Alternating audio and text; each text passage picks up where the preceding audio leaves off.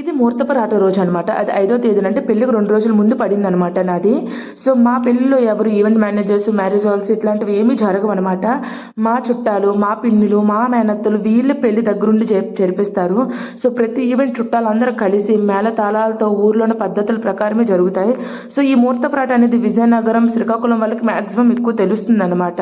So మాది విజయనగరం దగ్గర, పార్వతీపురం దగ్గర ఒక పల్లెటూరు కాబట్టి సో ఆ పద్ధతిలోనే జరిగింది.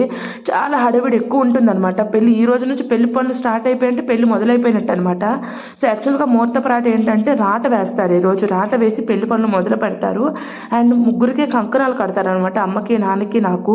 సో అక్కడ మా హస్బెండ్కి, అత్తి మావయ్యకి కూడా కంకణాలు కడతారు.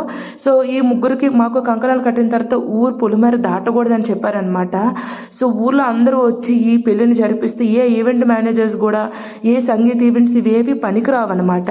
సో మాకు తెలిసినట్టు విధంగా నా పెళ్లి చాలా గ్రాండ్గానే జరిగింది. బట్ యాక్చువల్గా వీడియోస్ ఇంకా రాలేకపోవడం వల్ల మొబైల్లో తీసిన వీడియోస్ ఈరోజు మీకు అప్లోడ్ చేస్తున్నాను. మా డాడీ ఈరోజు నేర్చినంత ఇదిగా ఎప్పుడు ఏడలేదు అనమాట. ఆ రోజు నేను ఎక్కువ ఈరోజే ఏడ్చేసాను. అండ్ మీరు చూస్తుంటే తెలుస్తుంది, ఇక్కడ మేకప్ ఎవరు వేయరు అనమాట. సో ఎక్కువ పసుపు రాసుకునే ఉంటారు కాబట్టి మేకప్ నేను వేసుకోలేదు. పెళ్లి దగ్గర కూడా చాలా తక్కువ ఉంటుంది. సో నాకు తెలిసిన మేకప్ నేను వేసుకున్నాను. మేకప్కి ఎవరిని పెట్టుకోలేదు కూడాను. సో ఇక్కడంతా న్యాచురల్గానే రెడీ అవుతాం, న్యాచురల్గానే ఉంటాము. పసుపు అనేది చల్లదనం అని చెప్పేసి ప్రతి ఈవెంట్లో పసుపు అనేది కామన్గా రాస్తారు.